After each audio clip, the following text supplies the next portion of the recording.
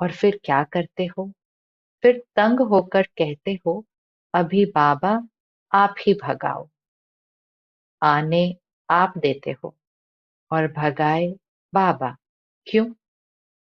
आने क्यों देते हो?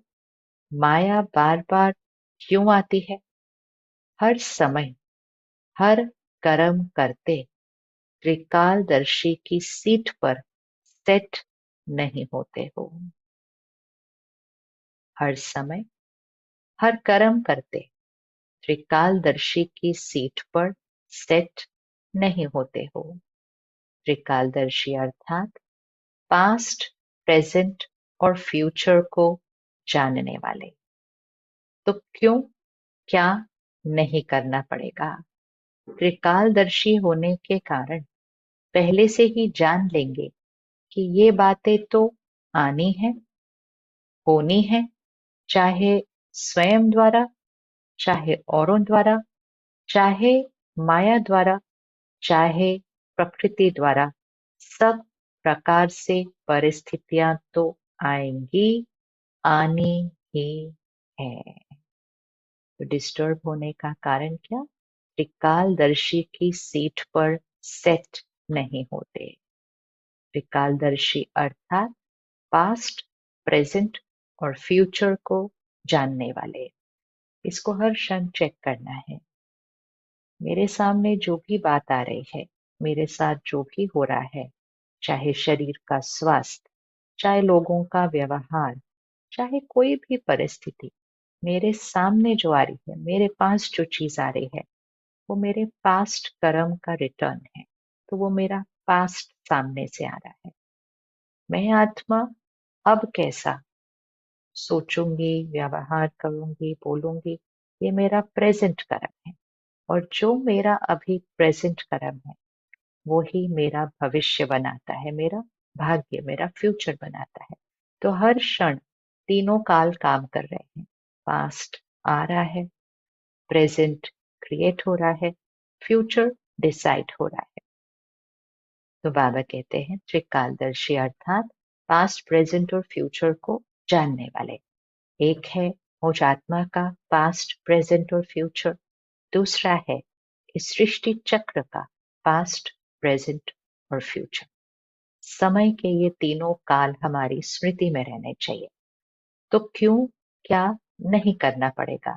त्रिकालदर्शी होने के कारण पहले से ही जान लेंगे कि ये बातें तो आनी है। इसको अंडरलाइन करें।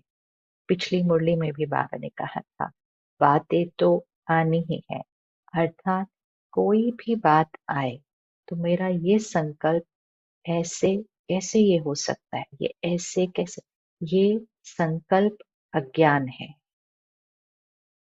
वो तो ऐसे ही हुआ जैसे हम कैसे, बारिश कैसे हो सकती है, सर्दी कैसे हो सकती है, मौसम है, होना ही है।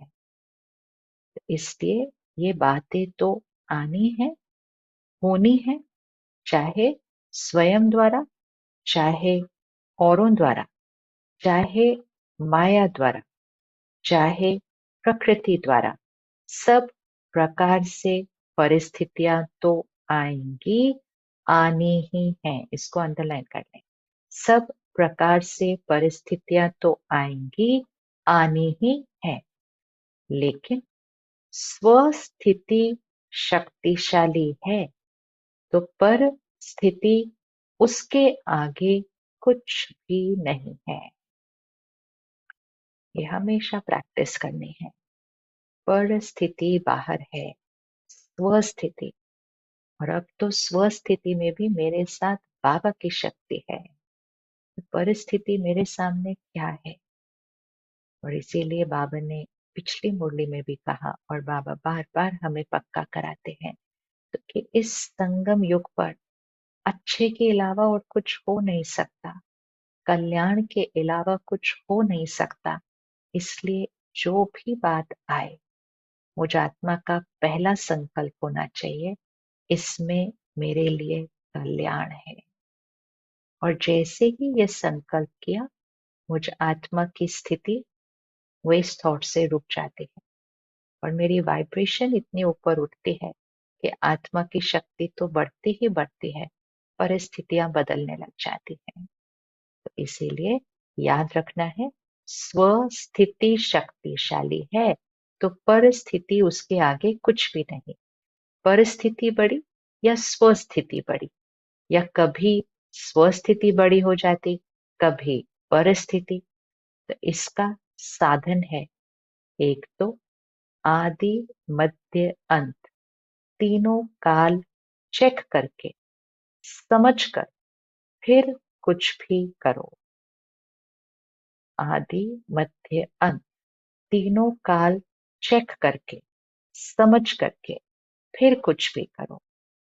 अर्थात जब भी मेरे सामने कोई बात आए, कितनी भी बड़ी बात हो, तो पहले याद कि ये मेरे पास्ट कर्मों का परिणाम है।